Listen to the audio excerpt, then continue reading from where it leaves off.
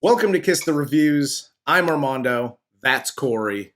And today we're doing 1997's 187. Before we get into it, if you want to reach out to Corey or me on Twitter, you can reach out to me at Junior D's. You can reach out to Corey at Idle Poncho. And let's get off and running. 187. This film stars Samuel L. Jackson as Trevor Garfield, Kelly Rowan as Ellen Henry, John Hurd as Dave Childress, and Clifton Collins Jr. as Cesar Sanchez. Does John Hurd, is there anybody better that plays a scumbag than John Hurd? No. He plays such a great scumbag. If you have no idea what we're talking about, if you haven't seen this movie or you haven't seen The Sopranos, watch his role in both this film and in the Sopranos series, because dude, I've just never seen somebody that's a bigger bag of shit on camera. And and from everything I hear now, he's an excellent guy. So he's a fantastic actor. But those character roles, oh my God, is he just a bag of worthless shit. Yeah, it's almost like you write the script and then you go, we need a freaking piece of shit for this movie. Hey, is John Hurd available? It's immediately what you think. Yeah, exactly. But let's dive into this movie. So if you haven't seen this movie, or you haven't seen it in a while, the film opens with Samuel L. Jackson, Trevor Garfield. He's a science teacher in Brooklyn who seems to love teaching and cares about his students and wants to, give them life lessons and that kind of thing. And he sees during one of his lessons that there's a book left by one of his students, Dennis Broadway, played by Method Man. Dennis Broadway is my new alias. It's just a fantastic name. It is. It is. If somebody literally came up to me and said, "Hello, I'm Dennis Broadway," I'd go, "Get the fuck out of here. You didn't even mean Dennis Broadway. Who did you rat on and now we need protection from?" Exactly. So apparently Garfield failed Dennis Broadway in his class, and he sees the book that has 187 written and Garfield's name, "Gonna kill you," scribbled all through it. He takes this to the principal, who doesn't really seem to mind. And in this scene, he actually says, "Garfield, if I had $1 for every time a student threatened faculty."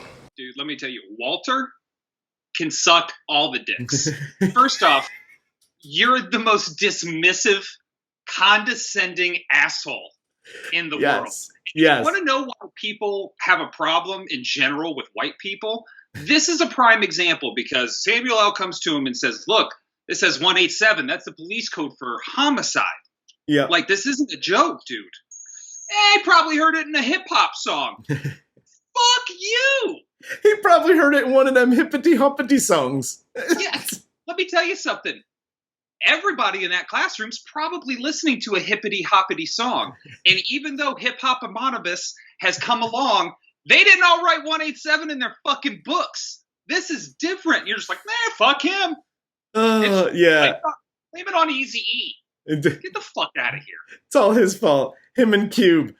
After his meeting with the principal, the same student, again played by Method Man, sneaks up behind him in the hallway and shanks the shit out of him. Yeah, let me tell you something. Dennis Broadway shouldn't have been in high school, because he's carrying around felon-approved shivs.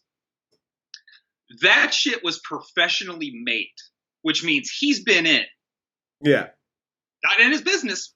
Whatever Dennis Broadway did is whatever he did. I'm just saying, you don't know how to make a shiv like that unless you've been inside. Yeah. And he should not have been in high school after being a felon. This shiv was approved by Dennis Broadway. It cuts to 15 months later. You see him waking up. He's getting a call. He's now a substitute teacher. Not in Brooklyn. He's now traveled across the country to Los Angeles and in the San Fernando Valley, and he's a substitute teacher. Yes. So we have to stop here. Yes, we do. Because a couple of things. And again, I know there's a lot of these movies out there that it's like, oh, it's my God gave me these talents to be a teacher, and all I want to do is teach young kids or, do X. But something tragic happens to you, and you're like, I'm still going to do it. Listen, you couldn't pay me enough. So not only is he still a teacher, right? And we know the salaries teachers make now, which hasn't really changed.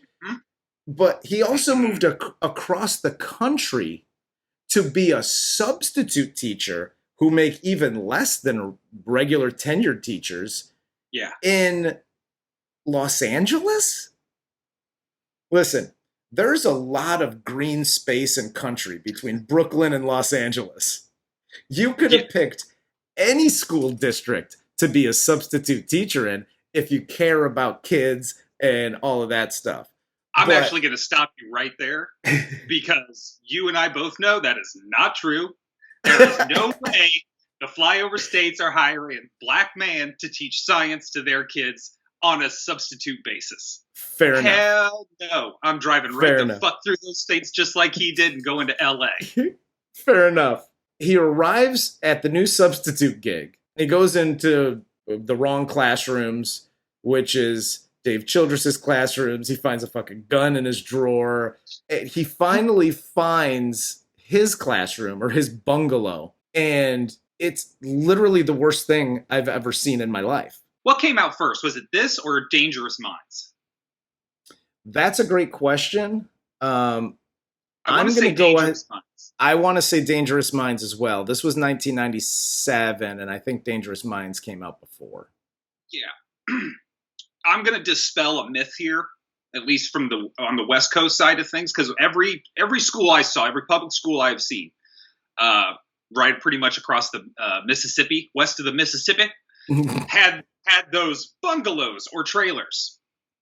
That was not always where the idiots went. That's not where you put the bad kids. That's just where it was overflow. Because everybody's baby boomer parents were fucking too much. There was overflow. Everybody used those bungalows. So I was just asking because it seemed like Dangerous Minds was the one that really set that trend, which became such a trope and a cliche. And these, like, I'm going into the inner city to teach youths how to be people. They always have to go to a bungalow. And it's just, it's tired. So sick of the bungalow. Everybody's sweating through their clothes because, bungalows can't afford AC. Well, that's where we put the morons. They can sweat it out. I've never been to, and they make it seem because they go to lunch. Samuel L. Jackson, Dave Childress, and then Ellen, who shows up. Yes. And Dave Childress keeps talking about, man, I've won Teacher of the Year, whatever the hell, and hopefully I can get, bumped up into the actual school. Like it's the promotion to get into the actual school with air conditioning and all that shit. But which I found funny. But this is also where Dave Childress starts to show he's the biggest fanboy of Garfield once he finds out that you're the teacher that got stabbed. Yeah. Hey, listen to me. In my book, you're a fucking hero, man. Damn straight. Yeah. And I think this is actually a good PSA. Hi, kids. Uncle Corey here. If you ever meet one of your heroes, don't act like that. Play it cool. Shake their hand. Maybe tell them, how much you meant to them. You don't have to go into a full story. You don't have to talk about their war wounds and their purple hearts and bullshit. Just, hey, man, you mean a lot to me. You're an inspiration. Thank you very much. Yeah. Literally all you got to say. Don't be this guy. Don't be that guy at all. Gross. But Garfield's troubles here start immediately. Literally, as soon as he walks into that bungalow and they're throwing books out the window and, it's all the unrulies that are, in there. He gets into it with one of his students, Benny Chacon. That's a great last name. And he sends him to the principal's office, gives him a referral. Now, obviously, he has PTSD because Benny crumbles up the referral and throws it at him. And Garfield goes down like he got shot. Oh, yeah. Garfield looks like the last time I tried to post somebody up at the park. Like I got one bow and just went, it crumbled. It was the saddest thing in the world. But here's the thing. So listen, again, I'm not judging anybody. There's PTSD is real, but if you get hit in the back with a piece of paper from a student and you go down like you got shot, it's time to turn in your notice and just be like, yeah, you know what? This profession, not for me. Not for me.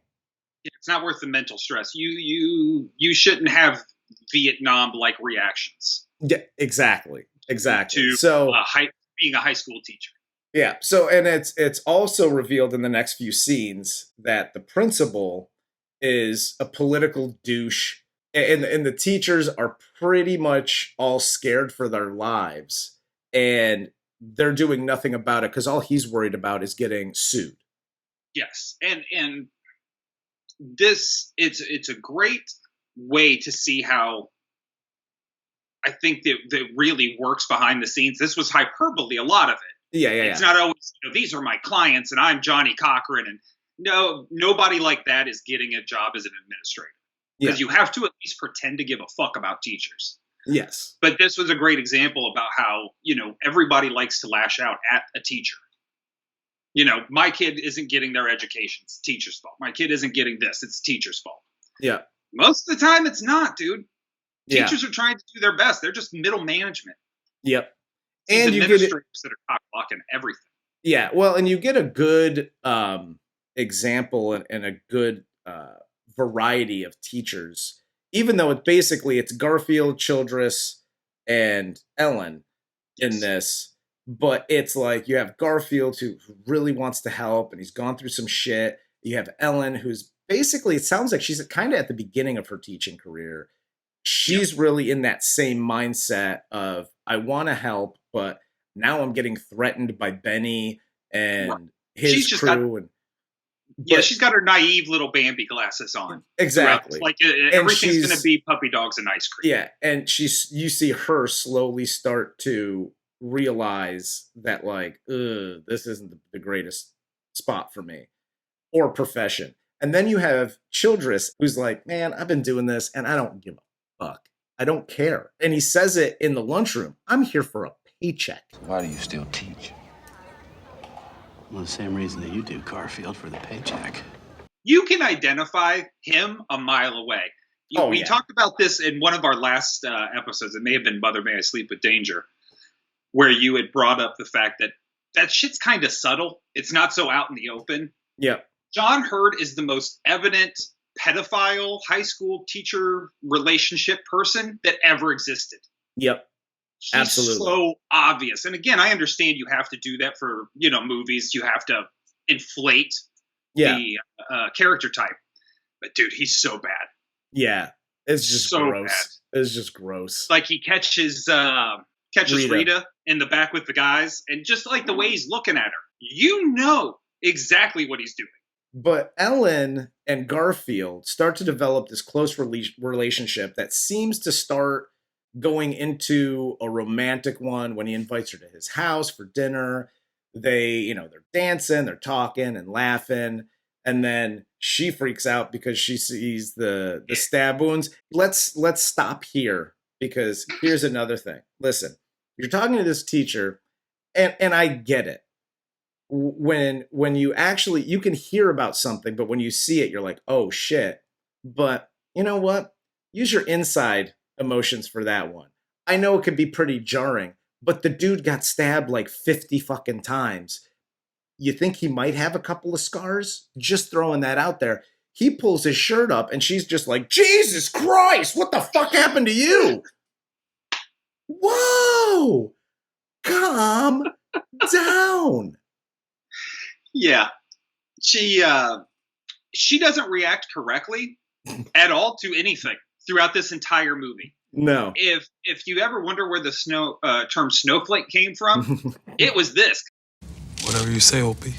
Like as soon as Samuel L. reveals that he was the teacher that got stabbed, yep, she gets up and fucking bolts. Yeah, she immediately excuses herself. Nope, yep. I gotta go. Then she's at the house, they're dancing. Like you said, the romantic thing is there. And the second he has his shirt halfway up because you spilled fucking wine on him, you messy bitch, you have the fucking balls, the audacity to judge him. Yeah. He's a fucking human being too who went through hell, and you're like, ew, gross, deuces, and you fucking walk on him again. Yep. And then you just like bat your little doe eyes the next day, and oh, sorry, I reacted poorly. That's twice. Yes. That's twice. Third strike. I'm done. Third strike, I'm hitting you in the chest with a dart filled with morphine. You're lucky they killed your dog because you were barely tolerable as a character up until this point. We then see Benny, who kills a rival tagger. He leaves the scene because his, parole officer beeps him and he's got 15 minutes to go get to the phone.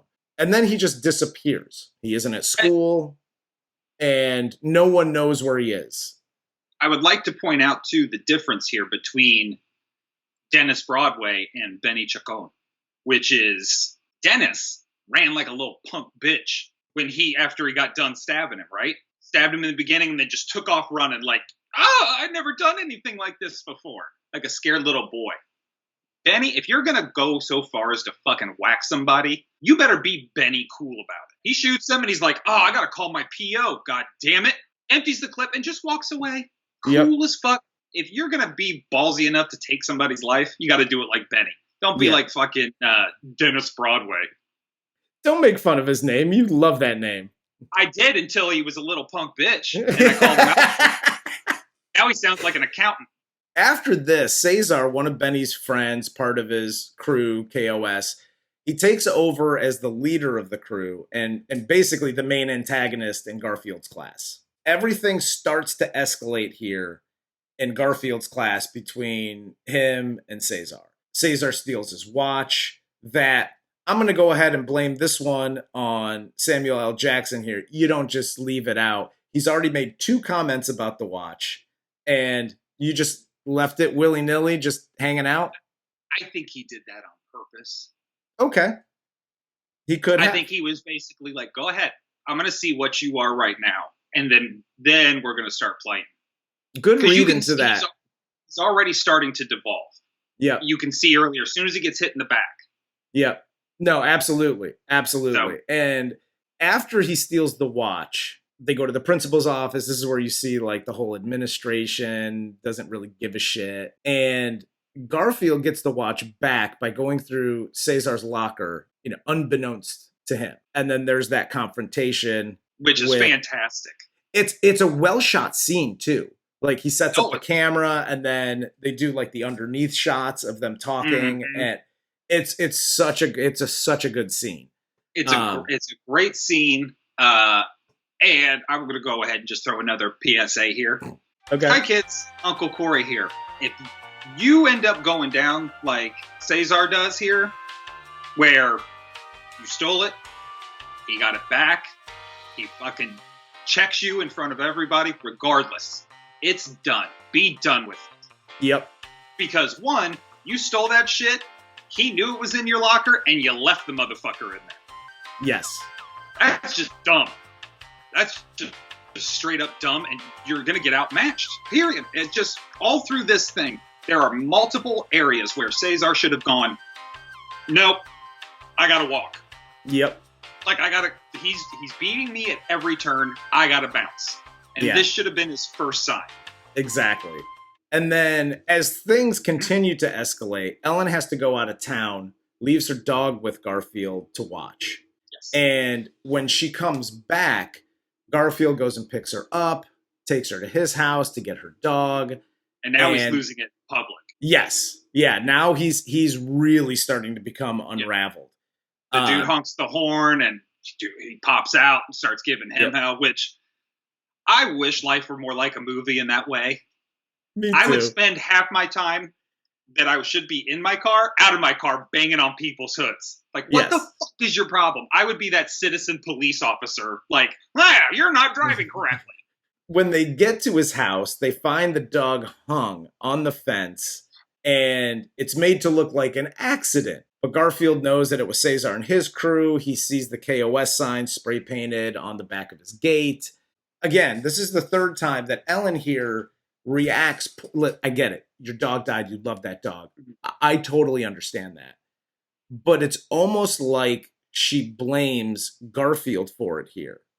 it's obviously not an accident. What dog is going to jump and climb over when it's got a chain attached to it? That's just not going to happen, because there's also a gate right next to where the dog climbed. Well, it could have been an animal it was chasing after. Get the fuck out of here. And then Garfield goes up to her as she's laying on the couch, and he's like, hey, here's some aspirin, here's some water. I'm so sorry. And she's like, you know what? I don't even want to talk right now. Like, she kicks him out of his own house. Yeah. First of all, he took care of your dog for you. How many friends in your group? He took care of the dog.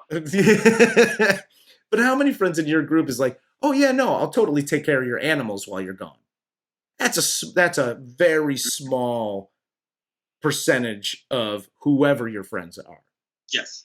So, because again, even if they love animals, they're like, I'm not going to take care of it for a week while you're gone. What if it dies? Like, that's the first thing I think of. What if your dog dies? Well, in my care, I'm not going down for that. Like, so. Well, here's my thing: is you're upset about your dog. Totally get that. I'd be more upset over a dog dying than anybody else that dies in this movie that's a human being. So I get that. Totally understand that. Yep. However, like you said, he watched your dog for you. He drove you to the airport, picked you up from the airport. You were going to get your suitcase out of the car when you got there, which means you were implying you were staying at his house the whole time. Yes. That evening, right? Find the dog dead. You get upset. You say, I can't even really talk to you. I don't want to be around you. You need to leave. Yep. Cool. Oh, and she also says she can't drive right now. She couldn't drive herself home right now if she wanted to. Yeah. Cool. There's a little thing called a taxi cab. Get the fuck out. This is my house. Yes. We're not dating. We're not even a booty call yet. I made you dinner once. And I did you a favor, and now you got the balls to try and kick me out of my own fucking house? So in the next scene, we see Cesar tagging a sign on the highway with the dead dog picture. He's obviously drunk or high or both. They keep saying he's smoking the Chronic, and Cesar looks like he's on that Sherm. He's fucked up. Yes. Thank you for saying that. Because dude, I don't care who smokes. If you've ever smoked even like a little of a joint, come on, bro. You ain't like that. Yeah, he's next level is what Cesar is. That dude is right. Dude, he gets shot with an arrow and says stupid Indians. Dude, okay. So let's discuss this, because this scene to me in a very heavy movie was hilarious. Fantastic comic relief. So he hears a noise, turns, sees it's a coyote, and he says, Stupid gato. And then out of nowhere, he gets hit with the arrow with the hypodermic needle on it, takes it out of his chest, sees that it's a hypodermic needle, and goes, Stupid Indians. Hands down, as far as like comic relief in a very heady, serious movie, this has got to be in the top 10 for me. Yes, 100%. So this is absolutely hilarious. So Caesar wakes up hours later, finds his trigger finger is cut off, and he knows that it was Garfield that did it to him. The cops don't believe him. There's the scene in the hospital where they're like, so your science teacher has it out for you and shot you with an arrow. Not believable. And then you see his finger get delivered to the hospital, so it gets sewn back on. He's got the splint on it now. And then you show him in the classroom next, and apparently he didn't feel the need to take any time off from school after he got his finger cut off and then reattached. No. Got it. Learning is important. Knowledge is power. Yes. I like this part too, because it shows very quietly that Garfield isn't just a monster here. Yes. Right? Because if he were, he'd just fucking kill him.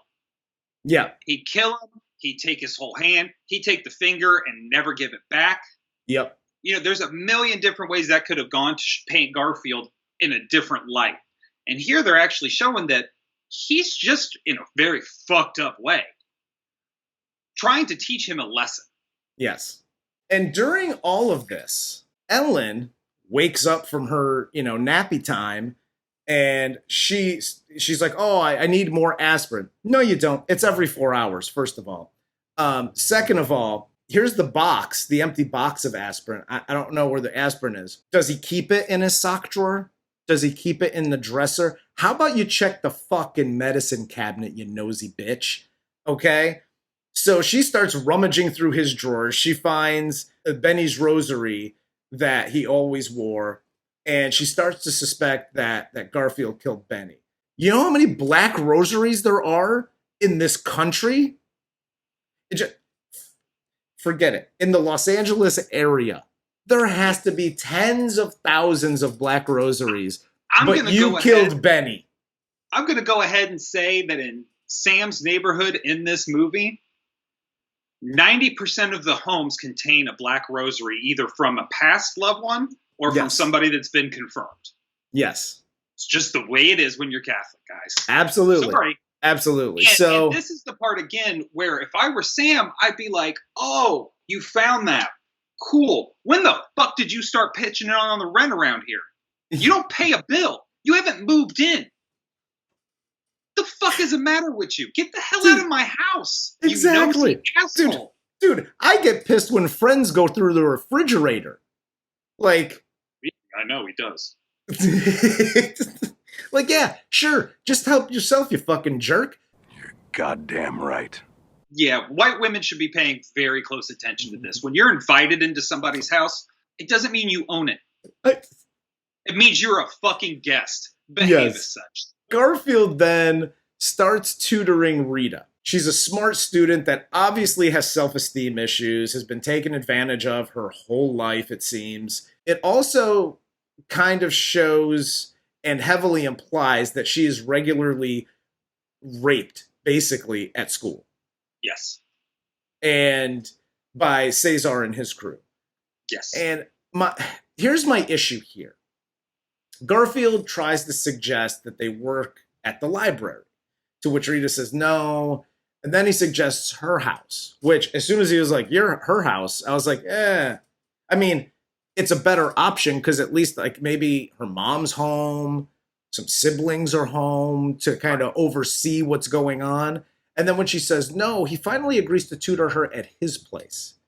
Okay. And red flag here, guys. Yeah. Any teacher, guy, girl, whatever. You want to tutor, you want to help. And I totally understand that. Like, you're a better person than me. Like, I just expect kids to just grow up and learn shit. Like, I ain't teaching them nothing. But, so you're already a better person than me. But I know you want to help, but reaching out and saying, come to my place, there's nobody around. You know, he's grabbing, you want a Coca-Cola? And he's grabbing the tray of stuff and chips, and he comes, and she's butt-ass naked because she wants to thank him for tutoring her. It's like, the minute that happens and he turns around and he's like, okay, you can put your clothes on. I don't know what the fuck that's all about. You know what that's all about. Yeah, and it should have started coming together for you as well, because when you said, let's go to the library, I don't think you understood what she meant when she said somebody may see. Yes. When you said, let's go to your house, she didn't want to do that in her house. Yeah. She got a bunch of little kids running around there, brothers and sisters. So she didn't want to do that at her house. She suggests that should have all been tagging down the line here, that she was expecting to do this the entire time. She expected you to expect this. Yes. And that's what's fucking gross. And that's where you should have been like, one, no. Yeah. That's not, we're doing the library. And two, who else has been doing this to you? Yeah, exactly. There should have been a little bit more of prying from Sam if it were me. There's red flags all over this whole scene, to which Garfield's just like, he sees red flags about other shit throughout this movie, but not this. Mm-hmm. Yeah, exactly. It's just completely oblivious at this point. Benny's body is then found here. Ellen takes his mom to identify the body. And she asked the coroner if the rosary was found on the body. And when he says no, she has it confirmed in her head that Garfield killed him and cut off Caesar's finger. And again, this is the problem I have with these movies. Okay. I didn't go to in inner city school. I didn't go to, I wasn't in a bad school district, or, there wasn't unruly kids all over the place. But none of my teachers ever made it a point to butt their shit into my business and my home life. You got teachers taking kids to their house to tutor. You got Ellen, who's taken Benny's mom, the guy who's threatening to kill you, breaking into your house, breaking into your car, calling your home at night and hanging up. Now you care about him so much that you're going to butt your nose into her fucking business and then go, oh, you haven't seen Benny? They just found a body. Do you want to go to the coroner's office to identify it? Get the fuck out. Stop butting your nose into people's business. You don't even speak Spanish. How the fuck are you conveying to her what's going on through any of this? Exactly. And just the parenthetical title of this review should be 187 parentheses fucking white women, because well, and let's not get not it the verb way, not the verb way fucking white women. The adjective. Let's not get it twisted, because Garfield's doing the same shit, and he only speaks a bit of Spanish, and he's going to Cesar's house and talking to his mom like, hey, can you do something about this kid? You walked in, he's beating the shit out of her. How about you just, you know what? Just, I'm out. I'm done. I'm not teaching anymore. I can't do this. I get Garfield, because his intention was not to go over there and be like the stopper of domestic violence. He was really trying to man up to Caesar and just like, I'm coming to your house and paying you respect. Let's squash this. Yes. Like, there's nobody else around. There's no need for us to front. Yeah. Let's squash this. And everything else devolved from there. So I get what Sam was trying to do. Taking a murder victim's mother, who you have never met and cannot speak to, you are taking her to the coroner for the day to help identify her son. Yes. Everything about this is so fucking bizarre and out of left field. I don't get it. There's a better way to show that this teacher still cares.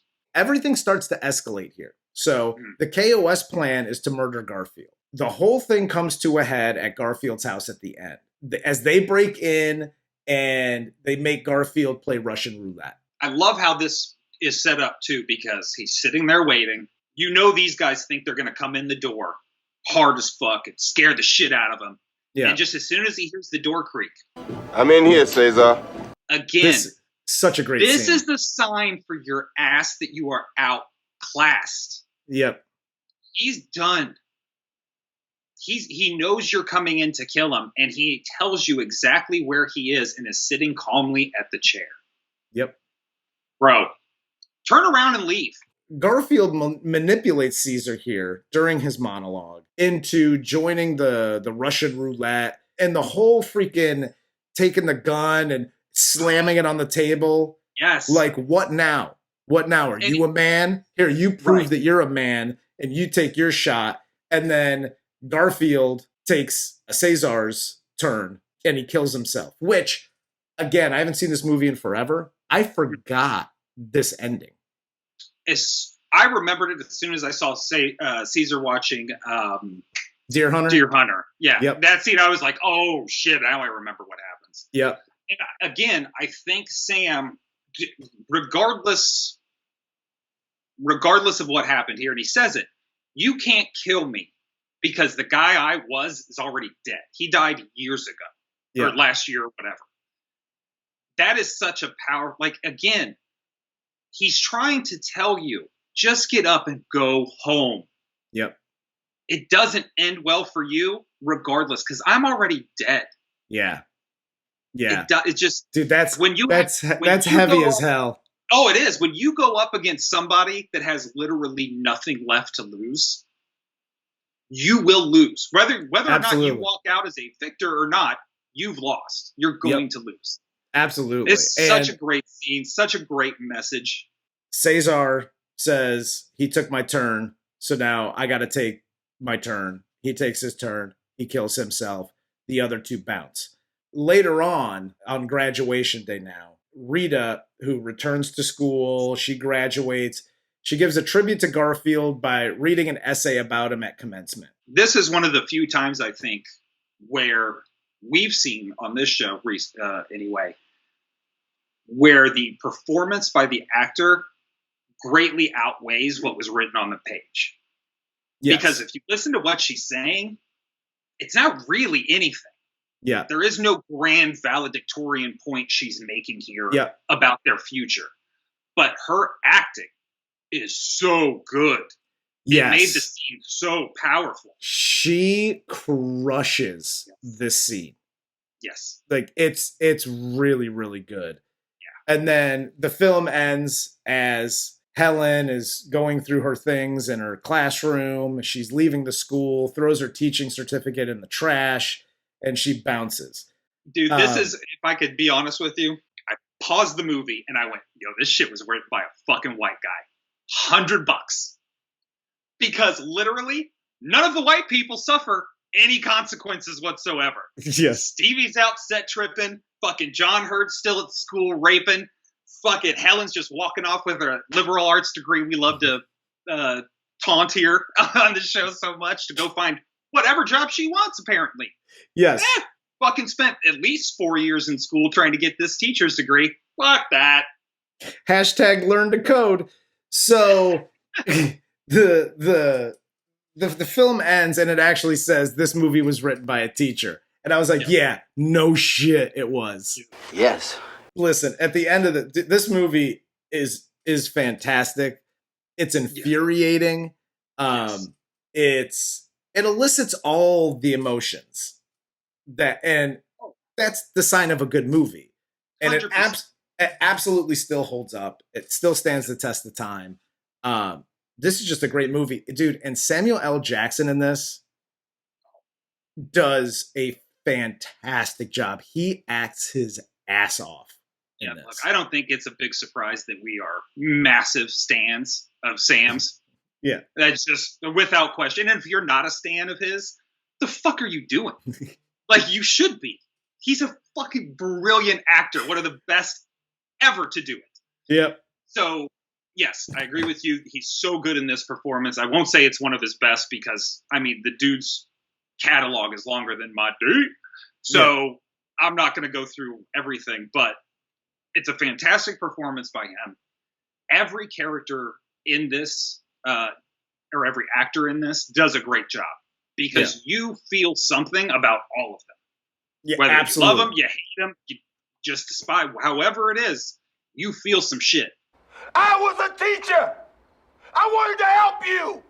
So many of these high school movies, especially when it's like, I'm going into the hood because I want to change things. Yeah. They all go the same way. And I mean, fucking better comedians than either of us have talked about this ad nauseum, so we don't have to go into any of that. But this isn't one of those. If you want to sit down and watch one of these, high school in the ghetto movies, this is one of the best ones because it's just absolutely. It sticks to the school and it's unflinching. I think is the best way I could describe it. It just doesn't give a fuck whether you're comfortable or not. Yep, absolutely. Well, I mean, that's all I got. I think this movie's fantastic. It still holds up, 24 years later. But yeah, that's all I got. Do you got anything else for the show? No. All right, cool. Well, for Corey, I'm Armando. This is Kiss the Reviews, and this was 1997's 187.